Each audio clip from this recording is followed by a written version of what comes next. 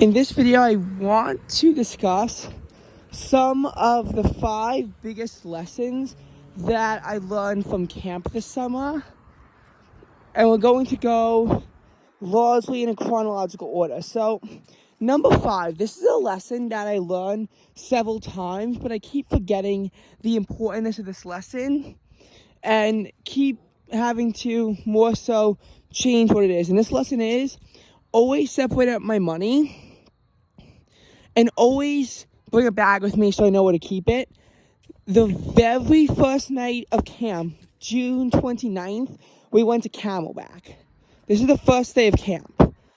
And it was the one-night trip, kind of a babyish intro to the intense travel that we would be subjected to, mostly through August 11th. The exceptions were weekends as well as July 1st to 4th inclusive, but besides that, it was travel camp. This is an important lesson because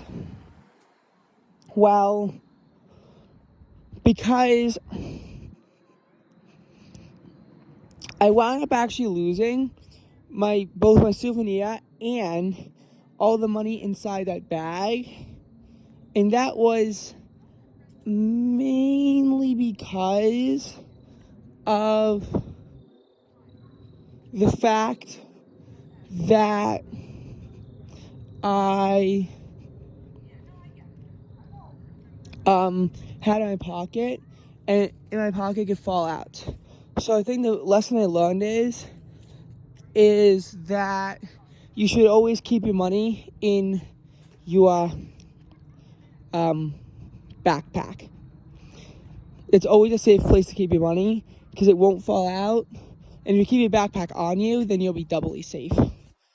I guess it was just for one night because ordinarily I never do that.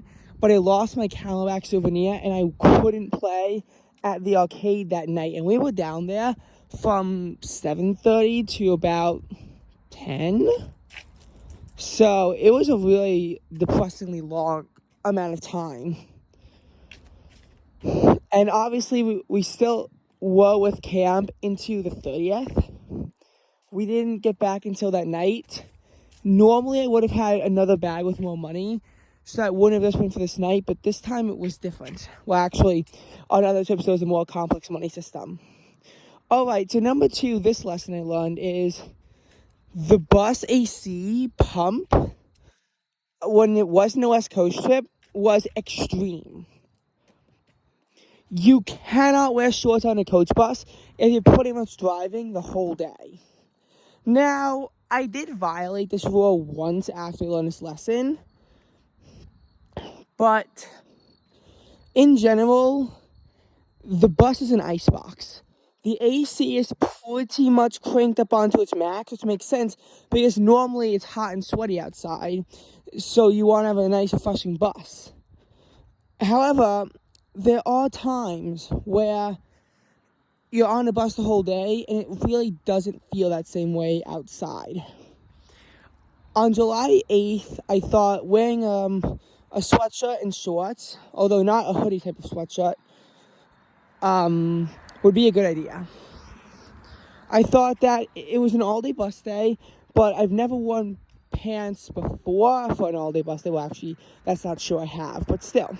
I haven't really worn pants before for an all-day bus day, so I figured, well, why start now? I figured that we were going down to the south into Virginia. I wouldn't need pants for really anything else. So I figured, well, why should I even deal with the extra item of clothing? Why not just not pack it?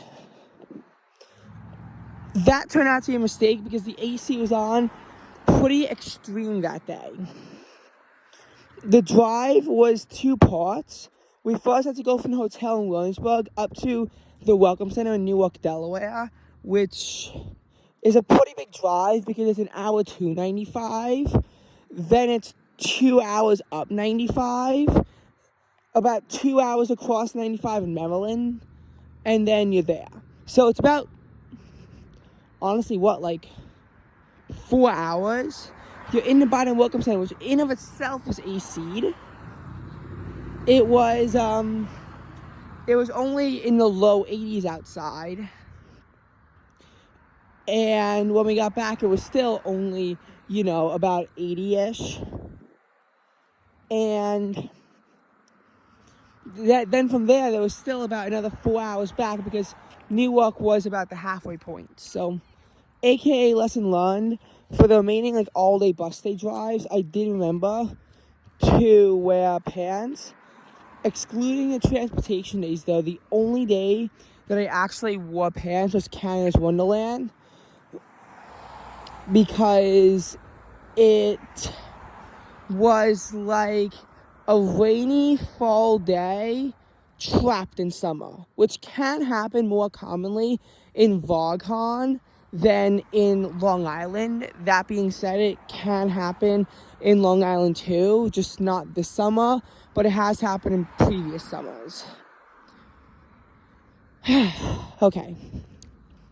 Lesson number 3 learned from this summer was learned at on that trip, which was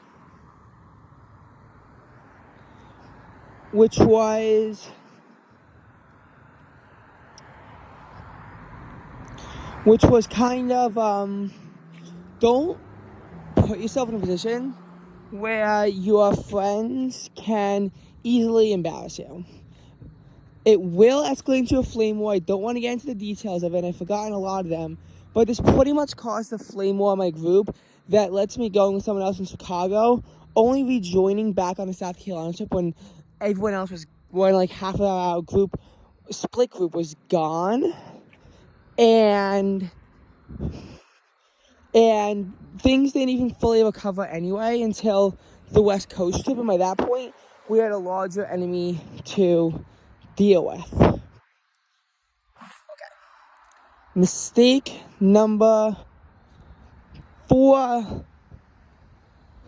that I learned is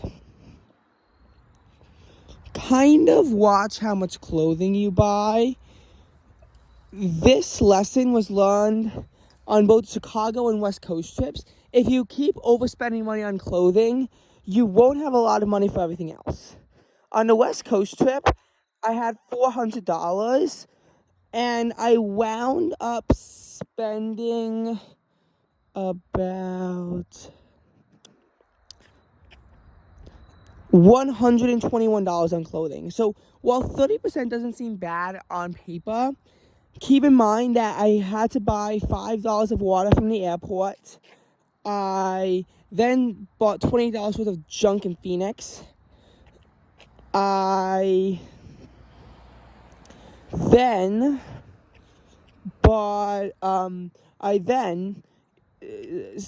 needed to buy my division had a present for his birthday. That was another $11. I would get hungry at Universal, so buy $11 in food there.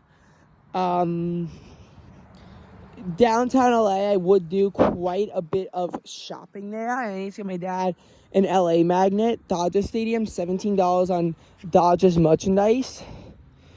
Obviously, Disneyland is going to blow a hole through your money. And we went there for 2 days. And then Six Flags Magic Mountain, you're going to need to buy a lot of water to stay hydrated. San Diego Zoo, I wanted to buy another souvenir, and I also need to get my dad a San Diego magnet, so I bought one for $9 at the Midway. Long story short, I barely had money left over for the airport, and because they wouldn't take cash, then my lunch money was screwed, and I really went hungry on a plane ride back home. Okay, and lesson number 5 is when someone else takes charge of a situation to help you through it, but not everyone can be saved, don't expect it'll be you. I don't want to get into the details of this again, but all 3 people were being harassed by someone, but because one of my friends brought it up, he got to save himself and someone else while I was left to suffer all by myself for the next week on a trip. And it was only 10 nights, so proportionally it was big.